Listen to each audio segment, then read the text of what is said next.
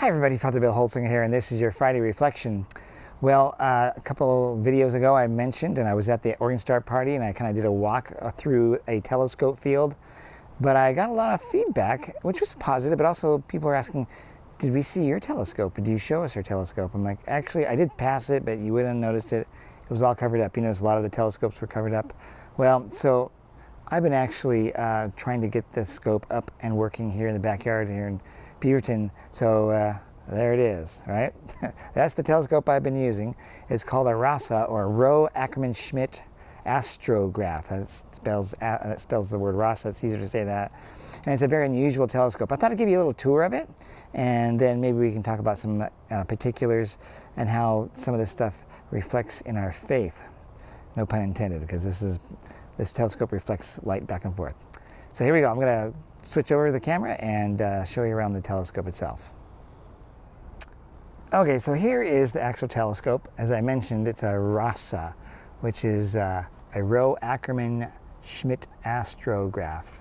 Astrograph meaning it's a telescope used primarily, in this case exclusively, for astrophotography. It's on a mount here. This is made by Celestron.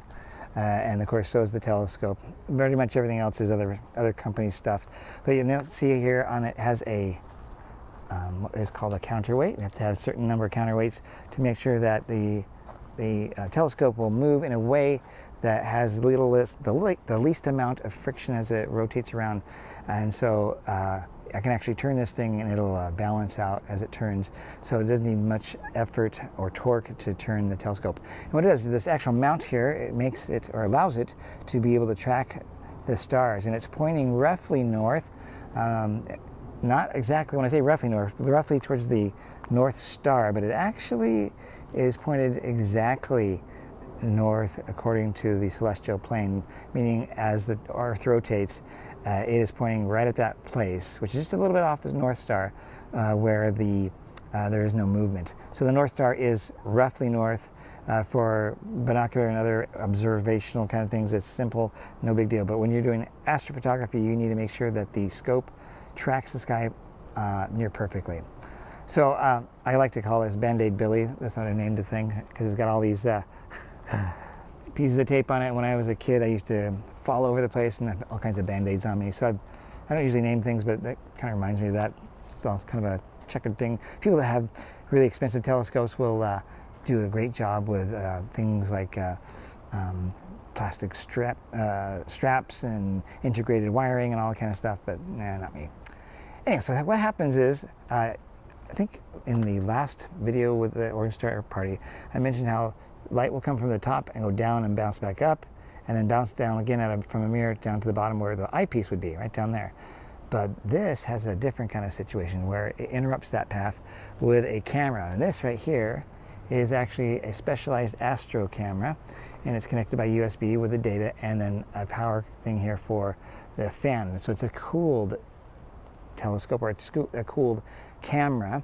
This is a little different than what you see in a regular DSLR camera. Obviously it doesn't look like one, but in this case it actually allows the sensor to be cooled down, so with a long exposure you're not getting, or I'm not getting, a lot of noise off the sensor. It keeps that noise down.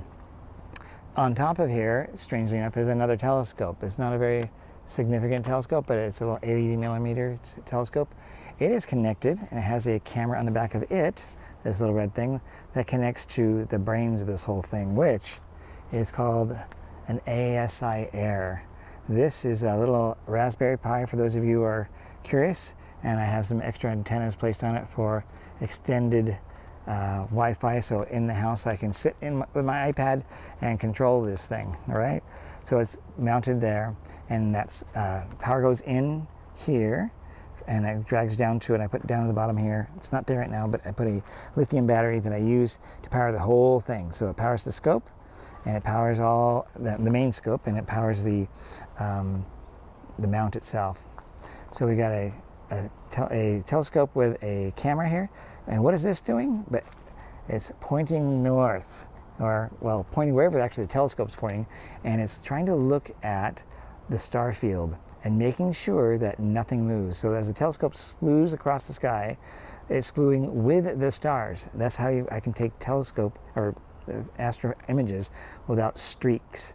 But see, this mount, while an excellent mount, it's called a CGX, is a mid-grade mount for astrophotography or astronomy.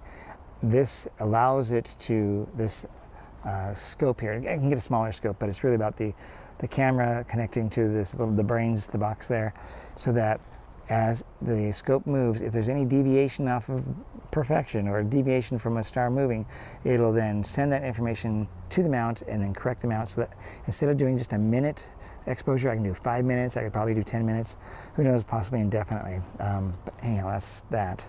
This other little red thing is an electronic autofocuser. So this is the focus knob for the telescope.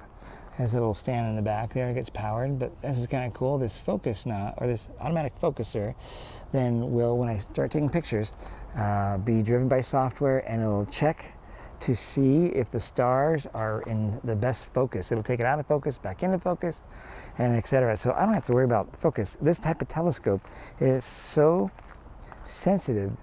My physical turning of the knob would make it very difficult. That's talking about this knob right here. Would make it very difficult to actually get this thing into focus. So it's done with a computer, that little mini computer. So there's really two telescopes here. The main one, the RASA, and then this, I'll call it a guide scope. It's 80mm guide scope. And there are two cameras. There's one here, and then this one up here. And this is where all the images come from. So light goes down the tube. You can kind of look in there. There it goes down the tube. By the way, I did use some straps, so there's some straps here to keep these cables from doing weird stuff. In this configuration that goes left and right, I get star spikes, which is kind of cool. People do other things. Anyhow, so light goes down this barrel, hits the mirror. You can see the mirror right here, and then gets stopped by the camera. And that's where the light is gathered by a sensor. And because of this particular style of engineering, the amount of light that comes to it is done very quickly. So what I mean by that, suppose I had a regular, what's called a Schmidt-Cassegrain, about the same size, where the camera would be in the back. Suppose someone would take a 5-minute shot. With a camera like this, it would take a fraction of that time, maybe a minute. That's pretty quick, so they call it a fast scope. This is one of my favorite approaches to astronomy, because I'm a lazy astronomer, and so instead of waiting hours for some shots, I can wait minutes. Now granted, I do spend a lot of hours, so like I'll show you a video, or an image here shortly, called the North American Nebula and the Pelican Nebula, which are nearby each other. And with that, I'm able to, with this telescope, get those images very, very quickly. And I've gotten many hours on that, so there's a lot of data, a lot of beautiful images that'll be coming from it. So yeah, so that's the telescope itself. Pretty simple. It used to be much more complicated with, I mean, it looks complicated, I know all these cables. There's the power cable. Here's one for a hand controller that tells it where it needs to go. Oh, but here's something kind of cool. So it is such an intelligent setup. When I send it somewhere, it will go there, and then it'll take a picture and then check it against the database and see if the picture is exactly what it needs to be. And so what I can do after I've taken pictures, I can say, well, I want it to look like this picture. So last night, let's say I took a picture or several pictures and I didn't finish the run. I want to finish it tonight, let's say. I say, okay, here's the picture. Go to this place where that picture was done. Frame it up exactly like that, and let's get going. And it does that, which is crazy. So anyhow, that's the telescope. It's kind of cool. It's called a RASA. It's an 8-inch diameter Roe Ackerman Schmidt. They make bigger ones, 11-inch, which would be pretty awesome, and then even at 36. But then you're getting into dollars and cents that's well beyond your average person. And of course, we do this with St. Francis hanging out with us over there. And so, my friends, that is the deal. That is the telescope I've been using, a RASA, an 8-inch RASA, and it's wonderful. It's a lot of fun. And what's most fun is it's quick, it's fast, but it's also remote. I can remote into this with an iPad or my phone if I need to. So I'm inside. So if it's cold out here, which is not obviously right now, but when it has been cold, I don't have to worry because I'm inside. I might even be watching a movie, but typically I get it started and then I go to bed because I'm having hours worth of images taken, and I have to get up maybe at 12:40 or later to then kind of put the thing to bed, or do its last run, and then I can cover it up and then it'll shut itself down. Some of these things are amazing, how easy it is to do these things remotely. I used to have to always sit out with a computer, a laptop, and kind of baby it and watch the telescope. I have another type of telescope that has much more magnification. This is considered a wide field telescope. Okay, all that said, this is my hobby. This is one of my hobbies I love to do. I don't get a lot of opportunity to do it because the setups can be cumbersome to do, and then to be able to keep it out overnight, and then during the day is tricky, so I have a cover for this. And it's good for me to do things that are different than what I do all the time, right? As a priest, I love being a priest, but I also need something that feeds me as I am giving back to everybody else. And for me, looking into these images and looking into the sky just feeds me immensely, because I'm so enamored by the creation of God, and especially the stars. We hear in the scriptures in the Psalms that the heavens proclaim the glory of God. And I really, really connect with that scripture. It gives me hope. It lifts me up when there's all kinds of things going on in the world. I can look up and just see galaxies and other things, stars, and ponder, is there even life out there, right? I'm assuming there's life out there. Maybe there is life out there, but it's so far away. But just to think how grandiose everything is, and God has created it by order and number, and He has it all in His mind and in His heart. I wonder if they have the same issues. I wonder if they're going through struggles, and so I wonder about those things, and it sort of makes me think bigger. It gives me a sense of a larger universe, and not just my small little space, not just my neighborhood, or even the parish or the diocese, or even just our country. I think the globe, I think the world, the universe, the galaxy. You can't really see the galaxy too well here, but when I'm in dark spots, it's wonderful to gather my thoughts and imagine how immense our galaxy is. And then when I take pictures of galaxies, then I'm starting to think about how big the universe is. So that's what helps me. So what's your hobby? What is it that gives you life? What is it that gives you a diversion, helps you kind of be recreated, relaxed, joy-filled? Is it knitting? Is it gardening? What is it? Is it fishing, hunting? I like to go camping. I'll be doing that in a couple of weeks for a couple of days after the weekend masses.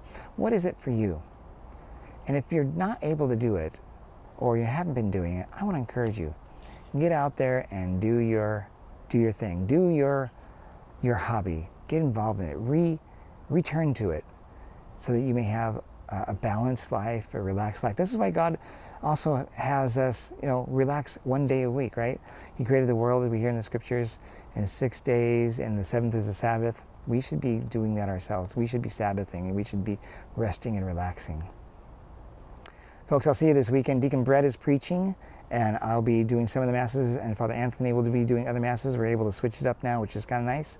And I'll have Snickers out as best as I can when I'm not doing the presiding. And I hope to see you then. God bless you, and have a great week. Bye-bye.